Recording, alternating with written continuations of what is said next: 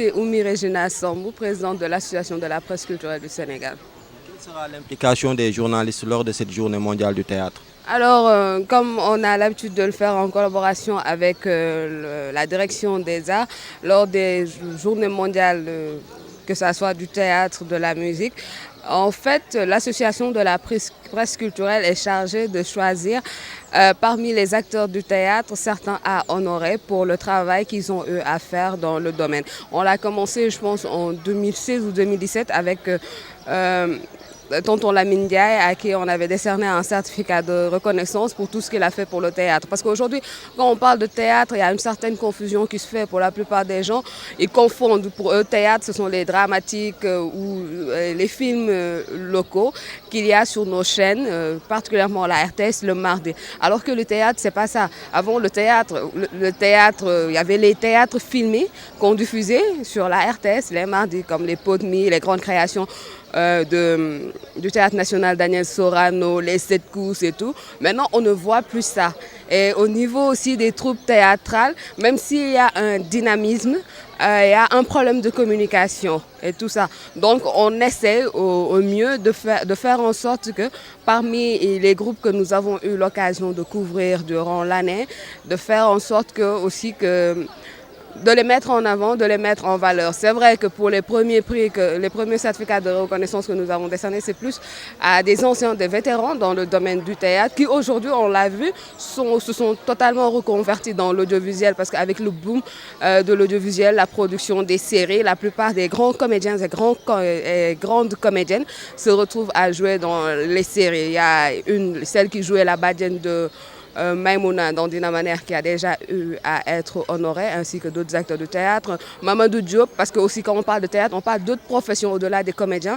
Il y a les metteurs en scène. L'année dernière, c'est à Jean-Pierre Lors qu'on a décerné un certificat de reconnaissance. Jean-Pierre Lors, qui est un ancien metteur en scène à la retraite aujourd'hui au Théâtre national Daniel Sorano. Il y a aussi les dramaturges dont on ne parle pas beaucoup et tout qui sont là. Pour cette année, ce sera une troupe qui va être honorée par l'Association de la presse culturelle. On attend le 27 mars pour l'annoncer.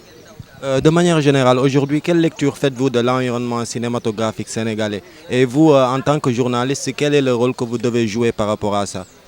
En fait, concernant le cinéma, on met dans le même paquet aussi l'audiovisuel. Vous savez, avant le Sénégal, on était réputé de faire de grands films, on avait de grands cinéastes. Mais côté audiovisuel, au Sénégal, on préférait même les séries ivoiriennes, les séries burkinabées et aussi les telenovelas. Aujourd'hui, on le voit, il y a un grand développement des séries locales et les Sénégalais, ils adorent.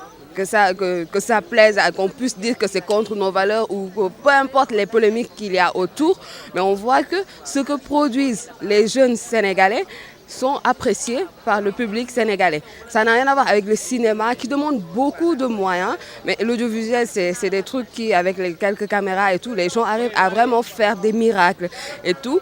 Et donc, je pense que le rôle que peut-être doivent jouer les journalistes, ils doivent être plus dans une posture critique, saluer vraiment le mérite de ces jeunes, les encourager et aussi montrer leurs limites. Mais pour ça, il faut que même ces journalistes aillent se former et maîtrisent exactement les différentes techniques, avoir une meilleure connaissance de ce secteur et tout. Et c'est là où le bas blesse parce qu'à tous les niveaux, au Sénégal, aujourd'hui, il y a un problème de formation. Personne ne pense à se former et tous se déclarent experts. Et c'est ça, véritablement, le problème.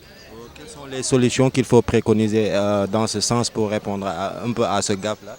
Que les gens fassent de la recherche, que les gens aillent apprendre auprès de ceux qui savent.